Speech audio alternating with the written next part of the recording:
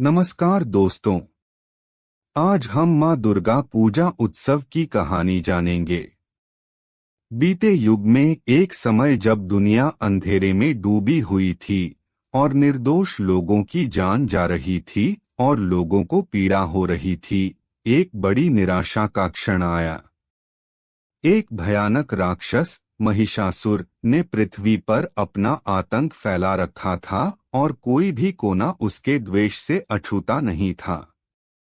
इस उथल पुथल के बीच भारतीय साधु संत दैवीय हस्तक्षेप की तलाश में एकत्र हुए। उन्होंने स्वर्ग के हर कोने से देवताओं का आह्वान करते हुए भव्य हवन किया। उनकी गंभीर प्रार्थनाओं के जवाब में देवताओं ने अपनी दिव्य शक्तियों को एकजुट किया। उनकी उपस्थिति बेजोड़ चमक से चमक रही थी।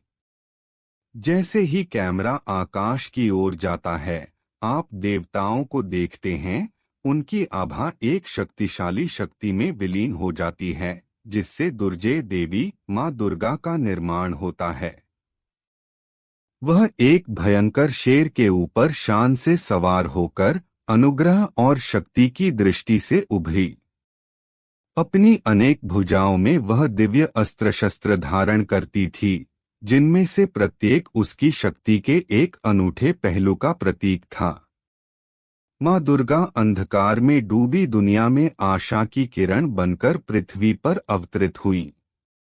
उसका आगमन एक महत्वपूर्ण मोड़ था, क्योंकि वह एकमात्र ऐसी थी जो खूंखार महिषासुर का सामना कर सकती थी। आगामी लड़ाई एक महान लड़ाई थी, जो 9 उथल-पुथल वाले दिनों और रातों तक फैली हुई थी। प्रत्येक दिन देवी का एक अलग रूप था, जो उनकी बहुमुखी शक्ति का प्रमाण था। जैसे ही वह महिषासुर से भिड़ी, स्वर्ग और पृथ्वी इस लौकिक संघर्ष के गवाह बने, क्योंकि अच्छी और बुरी ताकतें आपस में टकराईं। 10वें दिन महिषासुर परास्त होने के साथ दुनिया खुशी से झूम उठी।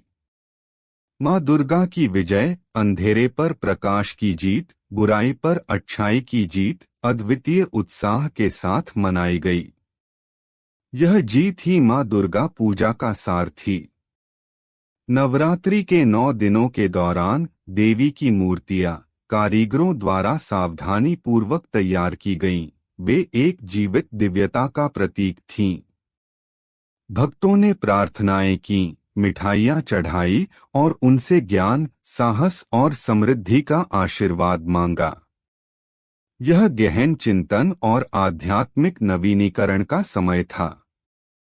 फिर भी माँ दुर्गा पूजा एक धार्मिक त्योहार से कहीं अधिक है।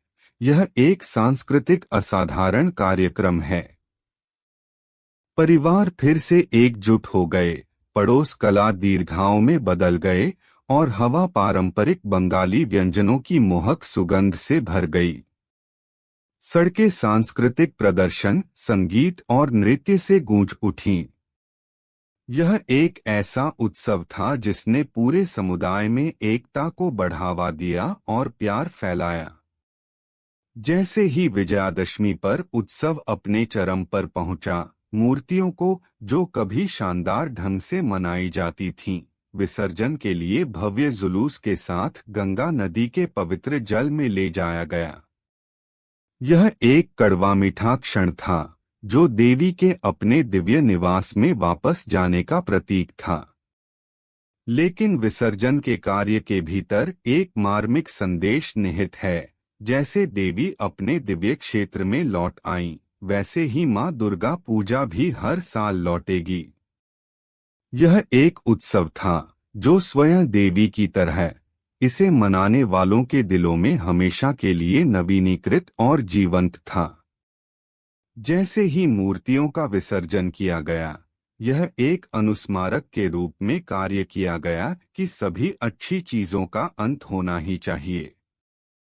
हालांकि माँ दुर्गा पूजा की भावना कायम रही, अपने साथ शक्ति, कृपा और शाश्वत संदेश लेकर गई कि अच्छाई की हमेशा बुराई पर जीत होगी। मेरे दोस्तों, यही कारण है कि हम माँ दुर्गा पूजा मनाते हैं। यह आस्था, संस्कृति और अंधकार पर प्रकाश की स्थायी जीत और बुराई पर अच्छाई की विजय का उत्सव है। देखने के लिए धन्यवाद। कृपया अधिक वीडियो के लिए लाइक और सब्सक्राइब करें।